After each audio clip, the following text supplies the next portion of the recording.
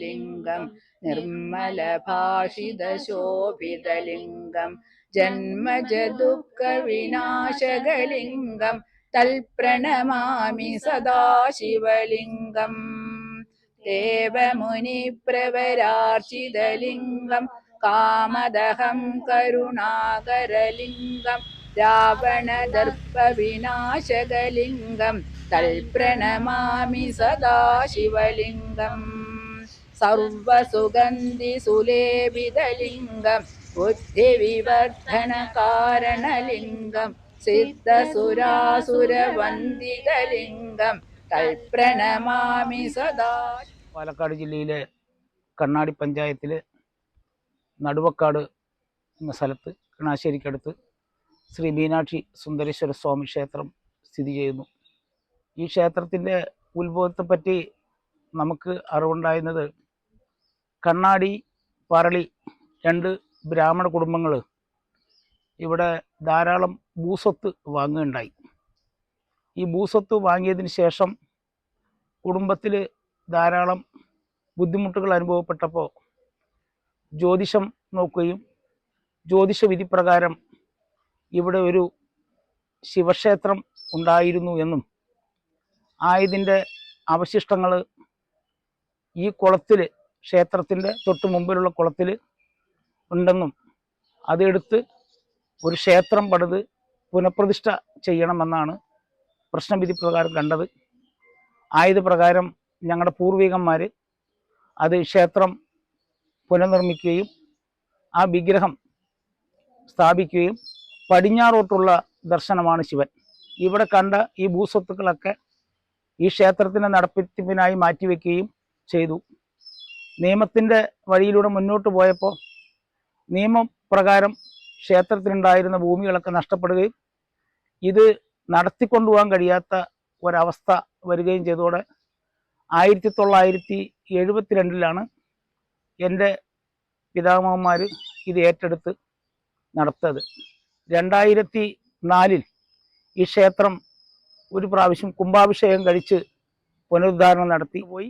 2018 ഗംഭീരമായി തന്നെ കുംഭാഭിഷേകം നടത്തി, ബാലാലയ പ്രതിഷ്ഠ നടത്തി മഹാകുംഭാഭിഷേകം നടത്തി പൂർണ്ണസ്ഥിതിയിൽ 2018 ആക്കുകയും 2018 ശേഷം എല്ലാ വർഷവും പ്രതിഷ്ഠാദിനം ഇടവമാസത്തിലെ ചോതി നക്ഷത്രത്തിൽ ആഘോഷിക്കുന്നുണ്ട്. വളരെ ഗംഭീരമായിട്ടാണ് അത് ആഘോഷിക്കുക. കൂടാതെ ക്ഷേത്രത്തിൽ ആർദ്രാ ദർശനം, എല്ലാ പ്രദോഷത്തിനും വൈകുന്നേരം പ്രത്യേക അഭിഷേകം. ഇവിടെ കാണുന്ന ഈ സൗകര്യങ്ങളെല്ലാം ഈ നാട്ടിലെ നല്ലവരായ ആളുകളുടെ അകമഴിഞ്ഞൊരു സംഭാവന കൊണ്ടാണ് ക്ഷേത്രം ഇപ്പോഴും നടന്നു പോയിക്കൊണ്ടിരിക്കുന്നത്. ഇവിടെ പ്രധാനമായിട്ട് വേറൊരു വിശേഷമായി നടക്കുന്നത് തുലാമാസത്തെ പൗർണമിയിലെ അന്നാഭിഷേകമാണ്. അന്ന് 51 കിലോ അരി നിവേദ്യം വെച്ച് ലിംഗം മുഴുവൻ ചാർത്തി അതിൻ്റെ തലഭാഗം നമ്മൾ കുളത്തിൽ നിക്ഷേപിച്ച ശേഷം ബാക്കിയുള്ളതൊക്കെ ഇവിടെ നമ്മൾ ആളുകൾക്ക് അന്നദാനമായിട്ട് കൊടുക്കാറുണ്ട്. ഈശ്വരാനുഗ്രഹത്താൽ വളരെ ഭംഗിയായി ഈ ക്ഷേത്രം നടന്നു പോകുന്നു എന്നാണ് എനിക്ക് പറയാനുള്ളത്.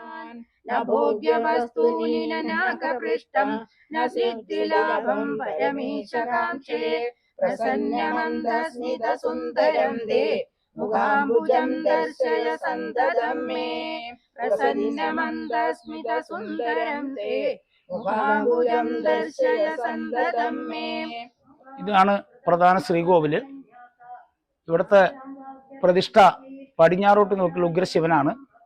ഇവിടെ പ്രധാന വഴിപാടുകൾ എന്ന് പറയുന്നത് ധാര, കൂവളമാല, അതുപോലെ തന്നെ മൃത്യുഞ്ജയ ഹോമം, ഇതൊക്കെയാണ് ശിവന് സാധാരണയായിട്ട് വഴിപാടായി കഴിക്കാറുള്ളത്.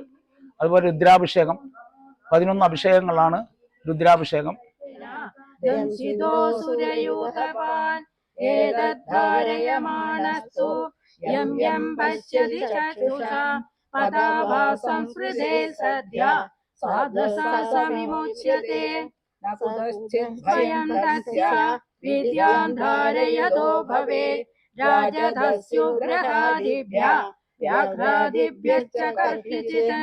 ഇമാം വിദ്യാം പുരാ കഞ്ചിൽ കൗശികോ ധാരയന്തി ചാം യോഗധാരണയാ സ്വാഗം ജഹൗസമരുതന്വനി ഞങ്ങളിവിടെ നാരായണീയം പഠിച്ചിട്ട് ഞങ്ങളൊരു ടീച്ചറുണ്ട്, അവര് വന്ന് ഞങ്ങളെ കുറെ പേര് ഇവിടെ നാരായണീയമൊക്കെ പഠിപ്പിച്ച് ഞങ്ങളിവിടെ വായിച്ചു, ഭഗവാന്റെ മുമ്പിൽ സമർപ്പിച്ചു.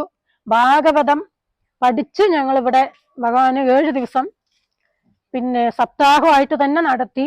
ഞങ്ങൾ സ്ത്രീകൾ മാത്രമായിട്ട് കുറെ പേര് അത് ഞങ്ങൾ വെറുതെ ഒന്ന് പാരായണം ചെയ്യണമെന്ന് പറഞ്ഞ് തുടങ്ങിയതാണ്. പക്ഷെ അത് വലിയൊരു എന്താ പറയുക, സപ്താഹം പോലെ തന്നെ ഞങ്ങളതിവിടെ നടത്തി തന്നു ഭഗവാൻ. ഉപദേവനായിട്ട് ഗണപതി പ്രതിഷ്ഠ മാത്രമേ ഉള്ളൂ. ഗണപതിക്ക് ഇതേപോലെ തന്നെ നിത്യപൂജ എല്ലാം 2 നേരവും ഉണ്ട്. കൂടാതെ ഗണപതിക്ക് അപ്പം, ഗണപതി ഹോമം, മോദകം, നിവേദ്യം ഇതൊക്കെ നടത്താറുണ്ട്. തസ്യോപരിവിമാനേന ഗന്ധർവപതിരേകത യയോ ചിത്രരഥസ്ത്രീഭിः വൃതോ യത്ര ദിജക്ഷയാ ഗഗനാന്യപദൽ സദ്യ സവിമാനോ ഹ്യഭക്ഷിരാം സവാലകില്യവദന അസ്തീന്യാദായ വിസ്മിത. രാവിലെ 6 മണിക്ക് നട തുറക്കും. അതിന് നിർമ്മാല്യം ഒക്കെ വാരി കളഞ്ഞപ്പോൾ ധാര തുടങ്ങും. 8 മണിക്ക് ധാര നിർത്തും. അതിന് പിന്നെ നൈവേദ്യം പൂജ. അത് പിന്നെ 8:30 മണിക്ക് ദീപാധാരണ. 9 മണിക്ക് നടയടയ്ക്കും. പിന്നെ വൈകുന്നേരം 5:30 തുറക്കും. 6:15 നൈവേദ്യം വെച്ച് പൂജ. 6:30 ദീപാധാരണ. 7 മണിക്ക് നടയടയ്ക്കും.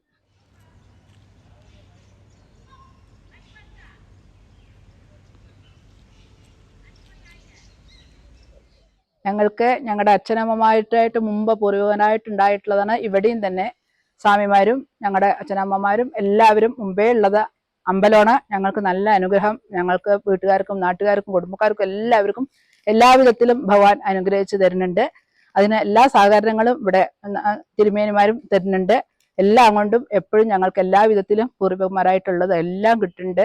എല്ലാവിധ ആഘോഷങ്ങളും അന്നാഭിഷേകമാവട്ടെ, ശിവരാത്രി, അങ്ങനെ എല്ലാം എപ്പോഴും ഉണ്ടാവാറുണ്ട്.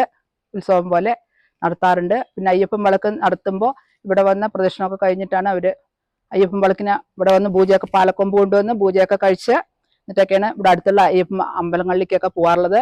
പിന്നെ മണ്ഡലമാസം ആകുമ്പോൾ എല്ലാ സ്വാമിമാരും വന്ന് മാലയിടലും കെട്ടുനിറക്കലും എല്ലാം നന്നായിട്ട് നടത്തി കൊടുക്കുന്നുണ്ട്. ഇവിടെ എല്ലാവരും നല്ല സഹകരണമാണ്. പിന്നെ ഇവിടെ നല്ല മൂത്ത സ്വാമിയുടെ മകനും അവരും എല്ലാവരും ഉണ്ട്. അവര് ഏട്ടനഞ്ചന്മാരും പേരക്കുട്ടികളും അവരെല്ലാവരും ഇവിടെ അടുത്ത് തന്നെ ഉണ്ട്. അവരൊക്കെ എല്ലാവരും എല്ലാവിധത്തിലും എല്ലാ സഹകരണങ്ങളും ഉണ്ട്. നന്നായിട്ട് നടക്കുന്ന നല്ലൊരു ഭഗവാന്റെ മീനാക്ഷി സുന്ദരേശ്വര സ്വാമിയാണ്. എല്ലാ കാരുണ്യം എല്ലാ സമയത്തും എല്ലാവർക്കും ഉണ്ട്. ഇവിടെയുള്ള നാട്ടുകാർക്കും വീട്ടുകാർക്കും കുടുംബക്കാർക്കും എല്ലാവർക്കും ഭഗവാൻ തരുന്നുണ്ട്. ഗണപതി ഭഗവാനും എല്ലാവരും ഉണ്ട്. ബ്രഹ്മമുരാരിസുരാർച്ചിതലിംഗം നിർമ്മലഭാഷിതശോഭിതലിംഗം ജന്മജ ദുഃഖ വിനാശകലിംഗം തൽപ്രണമാമി സദാശിവലിംഗം ദേവമുനിപ്രവരാർച്ചിതലിംഗം കാമദഹം കരുണാകരലിംഗം രാവണദർപ്പവിനാശകലിംഗം തൽപ്രണമാമി സദാശിവലിംഗം സർവസുഗന്ധിസുലേപിതലിംഗം ബുദ്ധിവിവർദ്ധനകാരണലിംഗം സിദ്ധസുരാസുരവന്ദിതലിംഗം തൽപ്രണമാമി സദാശിവലിംഗം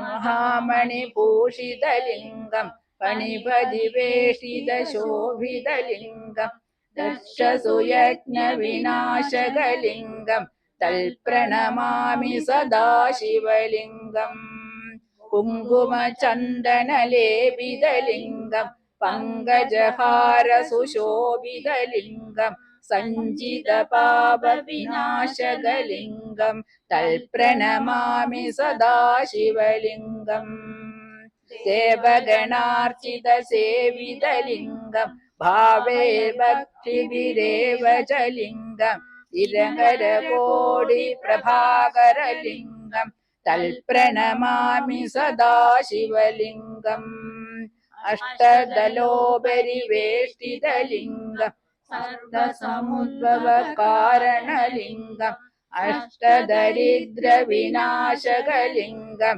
തൽപ്രണമാമി സദാശിവലിംഗം സുരഗുരു സുരവര പൂജിതലിംഗം സുരവന പുഷ്പ സദാചിതലിംഗം പരമപദം പരമാത്മകലിംഗം പ്രണമാമി സദാശിവലിംഗം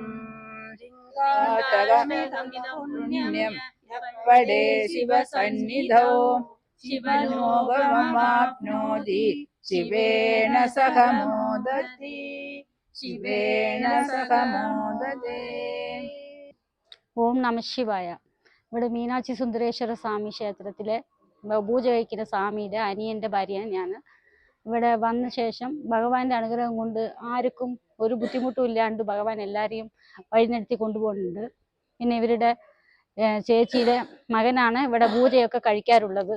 അവൻ നല്ല പോണം കഴിക്കും. പിന്നെ എൻ്റെ ഭർത്താവ് പ്രതിഷ്ഠാ ദിനമായാലും ശിവരാത്രി ആയാലും തിരുവാതിര ആയാലും ഭഗവാൻ മറ്റേ എന്ത് കമ്മിറ്റിയൊക്കെ കൂടി വലിയ വിധത്തിലെ പരിപാടിയൊക്കെ നടത്തി വരാറുണ്ട്. അതിന് എല്ലാവരും സഹകരിക്കും. പിന്നെ പൂജയൊക്കെ മരുമകൻ രാജേഷ്, അവൻ്റെ പേര് നടരാജൻ, നല്ലോണം കഴിക്കും. അതുപോലെ അവർ മനസ്സ് പൂർണ്ണ തൃപ്തിയിൽ ചെയ്യുന്നത് കൊണ്ട് ഇവിടെ എല്ലാവരും കുറേ ആൾക്കാർ നല്ല സഹകരണത്തോടെ എല്ലാവരും ചെയ്തു തരാറുണ്ട്. പിന്നെ പ്രതിഷ്ഠാ ദിനമായിട്ട് 1000 ആൾക്കുള്ള സദ്യ ഇവിടെ വെച്ചിട്ട് എല്ലാവർക്കും ചെയ്തു കൊടുക്കുന്നുണ്ട്. അതിനിവിടെ ആൾക്കാരും കുടുംബക്കാരും ദേശക്കാരും നാട്ടുകാരും എല്ലാവരും അവർക്കാകുന്നതൊക്കെ തന്നിട്ട് നല്ല വഴിക്ക് കഴിക്കുന്നുണ്ട്. ഇവിടെ അന്നാഭിഷേകമാണ് പ്രാധാന്യമായിട്ടുള്ള ഭഗവാന്റെ ഒരു വഴിപാട്. അതിന് അന്നം ചാർത്തി കഴിക്കുന്നവർക്ക് കുട്ടികളില്ലാത്ത ദമ്പതികൾക്കൊക്കെ ഭഗവാൻ അനുഗ്രഹത്തിൽ കുട്ടികളൊക്കെ ജനിക്കാറുണ്ട്. അത് അടുത്ത പ്രാവശ്യം അന്നാഭിഷേകം ആകുമ്പോഴേക്കും അവർ അതിനുള്ള അരിയും അതിനുള്ള സാധനങ്ങളൊക്കെ തന്ന് അവർ മേലും ഭഗവാനെ അനുഗ്രഹിക്കുന്നുണ്ട്.